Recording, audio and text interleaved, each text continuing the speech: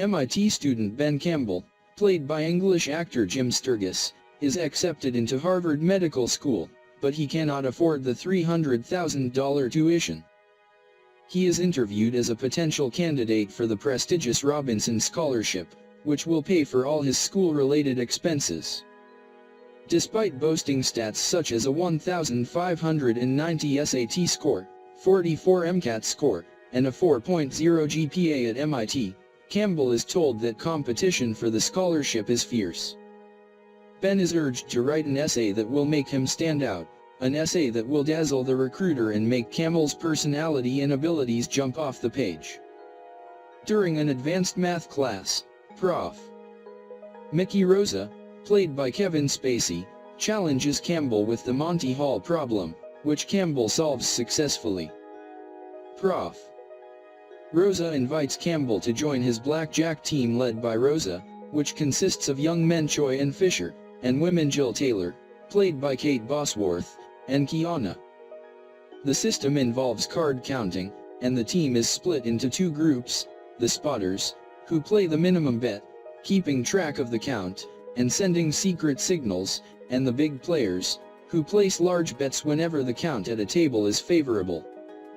Campbell is reluctant to join at first, but eventually relents, with the caveat that he will stay on the team only long enough to pay for his tuition.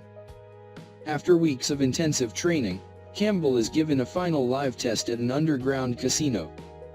He passes the test and is assigned to be a big player. Prof. Rosa takes the team to Las Vegas, where Campbell begins to realize the joys of a new lifestyle. Campbell's performance impresses Rosa, but eventually provokes jealousy in teammate Fisher.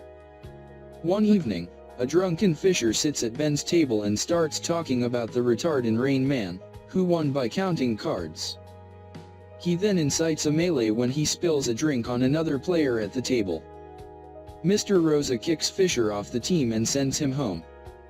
All the while, Security Chief Cole Williams, played by Lawrence Fishburne, has been monitoring the blackjack team, especially Campbell. Campbell, meanwhile, falls for Jill, culminating in the pair sleeping together in Las Vegas. Back at MIT, Campbell, because he is distracted by the blackjack, botches his part of a university project with his friends for the 2.0.9 competition. His friends angrily tell him that they will do the project themselves, with Campbell feeling that the project is not important anymore. On his next trip to Las Vegas, Campbell is emotionally distracted and continues playing even after he is signaled to walk away. An angry Mickey Rosa storms out on the group, promising that Campbell will reimburse him for the $200,000 loss. Campbell and his three remaining teammates bankroll the rest of their money and agree to go into business for themselves. Mickey, believed to have gone back to Boston, instead stays and rats out the MIT team to casino security Cole Williams, who finds and apprehends Campbell and takes him to a secluded basement, where he beats him. Coleman releases Campbell with a threat and a dire warning. Campbell returns to MIT only to find a letter telling him that he received an incomplete for one of his classes and therefore won't graduate. At the same time, he discovers that his winnings have been stolen from his dorm room. Campbell suspects that Mickey Rosa is behind everything, but cannot prove it, so he makes Rosa an offer.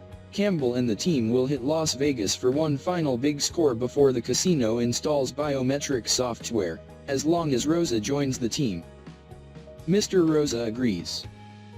Dressed up in disguise, the team returns to Planet Hollywood's Vegas casino. They rake in over $640,000 before Security Chief Williams, along with the security team, finds them and gives chase. The team members quickly bag their chips and then flee through the casino. Ben has the bag of chips, which he reluctantly gives over to Mickey as they decide to split up and meet later at the Fox Strip Club. As the rest of the team is still being chased inside the casino, Mickey dives into a waiting limo and yells "airport" to the driver. It is obvious Mickey has no plans on going to the Fox Strip Club. As he smiles with glee and dives into the bag of chips, he discovers the chips are actually hotel chocolates that are shaped just like casino chips. This is in part a reference to an earlier scene in the movie during which Choi shows his tendency to steal things by compulsively stealing a large number of hotel chocolates from an unattended maid cart. As the movie backtracks, we learn that Campbell and the rest of the team the whole time had a plan not only to make themselves a great deal of money but also to deliver Mickey Rosa to Cole Williams. Early in the chase in the casino, Campbell and Jill get separated from Mickey briefly, during which time Jill hands Ben the bag of chocolates as he hands her the bag of real casino chips, which she puts in her pocketbook. We also learn that Security Chief Cole Williams and Prof. Mickey Rosa actually have a long history of playing cat and mouse in Las Vegas together. One night, while Cole was at his father's funeral, his casino got taken for 7 figures. This event led to the firing of Cole and thus the grudge he holds against Mickey. It is revealed that Williams made a deal with Campbell. Williams would let Campbell come to Las Vegas for one last night to make a lot of money in exchange for Rosa. However, Williams, gun in hand, confronts Campbell on his way out and demands the bag of chips. Back in the casino, Williams informs Rosa that he also has a friend who is good with numbers, but he works for the IRS. The movie is told in the narrative voice-over POV of Ben Campbell. When Jill and Ben return to the casino, they not only meet the rest of the team, they also meet his 2 best friends from Boston with whom he had entered the 2.0.9 competition. Campbell says of them, "They were pretty good at basic math too." Campbell's summation is that getting his friends back, the movie closes with Campbell recounting the tale to the scholarship administrator, who looks back at him, dazzled. Thank you for watching and see you again in another movie.